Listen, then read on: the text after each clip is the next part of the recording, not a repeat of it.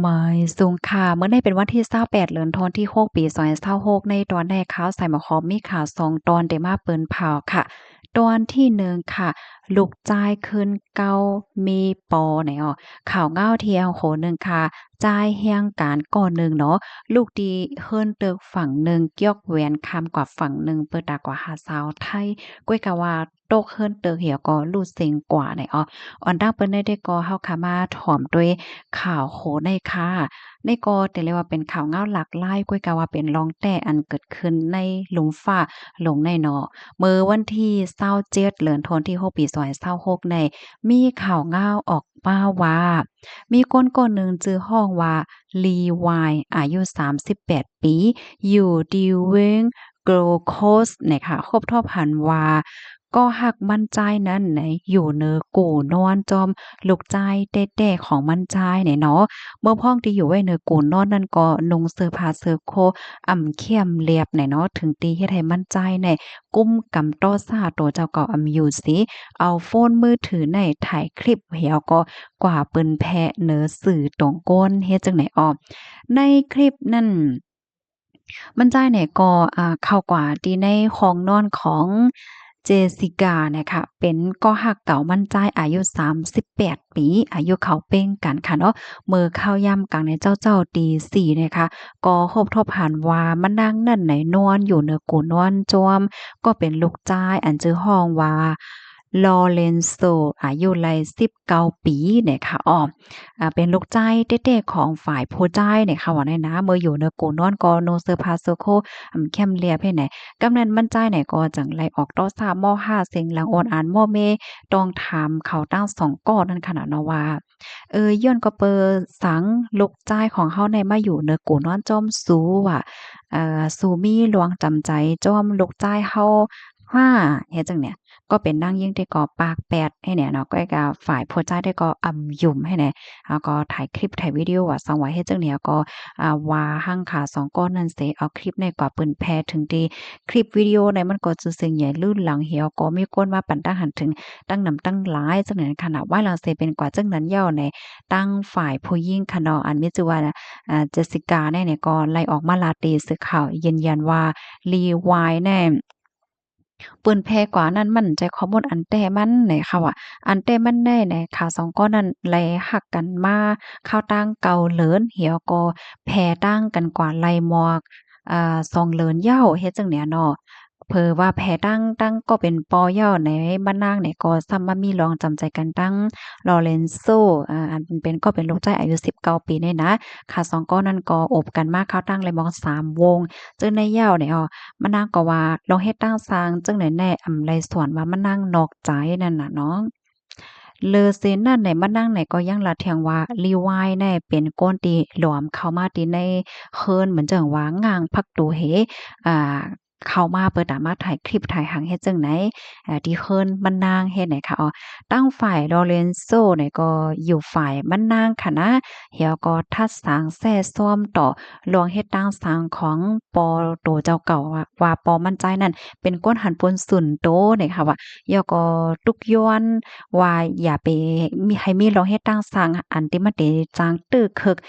กว่าเที่ยงนำเลอเซนได้ล่าเนี่ยว่าก็เป็นลูกจ้ายอายุ19ปีนั่นลาดว่าขาหักมันนางแต้ๆขาหักมันนางเลอเสียอีสังในโลกลมฟ้าลงแนวว่าเนี่ยว่า ค่ะคู่ว่าป้อก้นถ่อมขอความรัดคาเหย้าในเหมือนหางอำไข่ยุ่มเนี่ยเนาะก้อยก็ว่ามันเป็นรองแต่ตั้งหักอันว่าในมันเข้าไผออกไผเนี่ยค่ะว่ามันเป็นรองที่อันซับแรงและอยากได้แต่นั้นยาวเนี่ยเนาะอันเป็นผู้ใจอายุ19ลัดกว่าจังนั้นเนี่ยตั้งฝ่ายเจสสิกาเนี่ยก็ออกมาลาดเถียงค่ะเนาะว่ากูปอกูกำมือกะก่อนป่นมาที่อันทุกข์ยากก็เป็นปอของผู้ใจก็ใน เฮ็ดดีว่ามีปัญหาว่าสร้างปัญหาว่าสร้างว่าเฮ็ดจั่งใดค่ะเนาะฝ่ายอันเป็นลูกจ้ายเนี่ยก็ได้เป็นก้นที่อันออกมาลาดมาแกะกังมานั่งตัดสิเหย้าเนี่ยค่ะเหี่ยวก็มานั่งเนี่ยก็ยองอ้ามค่ะเนาะว่าผู้จ้ายก็ไหนๆไหน เป็นก้นตีอันเป็นก่อใจเป็นก้นตีอันลีเลอเซปอเขาลูกก่อนอย่าว่ากว่าจึงไหนในออมต้นตารีวายนั่นแต่ก่อนเลยปิกอาก้องสื่อตรงก้นก่อเสียงโมเราว่าลาสืมลาทั้งเนาะเตเก็บไว้เป็นส่วนตัวก็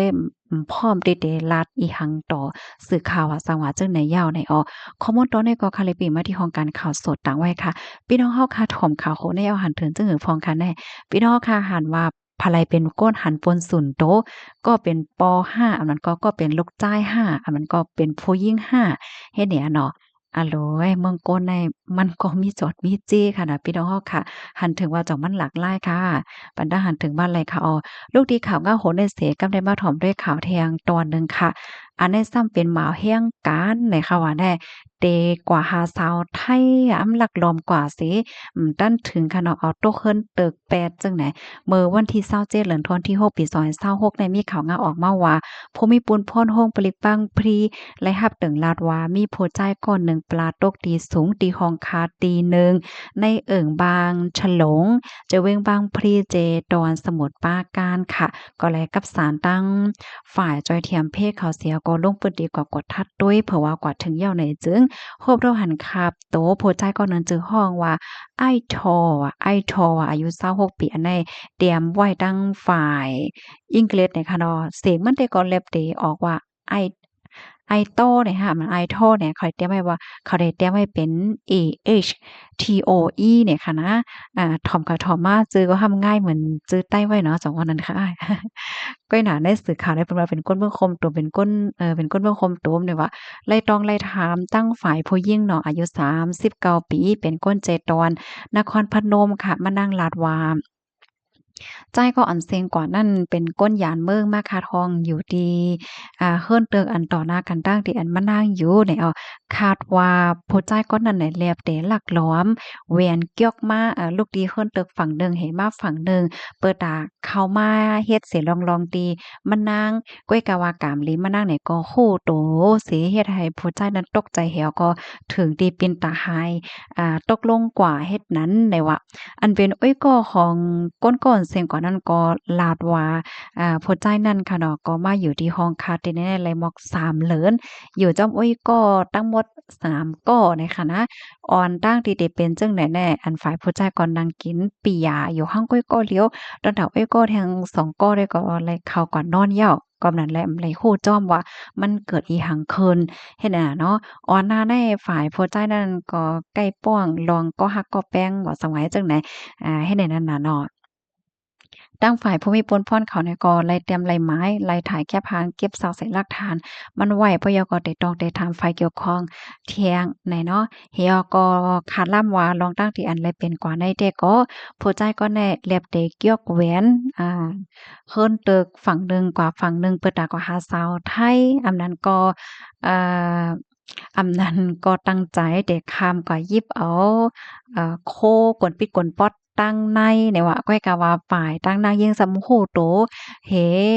ออกมาหันแลมันใจก็แลบได้ตกใจแฮก็ประหลาดตกกว่าเฮ็ดให้เขาข้อมูลตอนนี้ก็ค่ะเลยเปิงเอียวมาที่ห้องการขับไร่ทีวีต่างไว้ค่ะพี่น้องเฮาเขาถอมข่าวโคเนี่ยหันถึงเจอพองกันต่อค่ะอัลโลข่าวเงาในก็มีจดมีจี้น่ะค่ะเนาะมันเป็นอะไรอยู่ห้ามันเจ้าก็ว่าอะลุยลาลิเฮ็ดน่ะเนาะมันเจ้าก็ว่าโอดกามในไว้น่ะเนาะคึงเฮ็ดดีเปิ้นเหี่ยวก็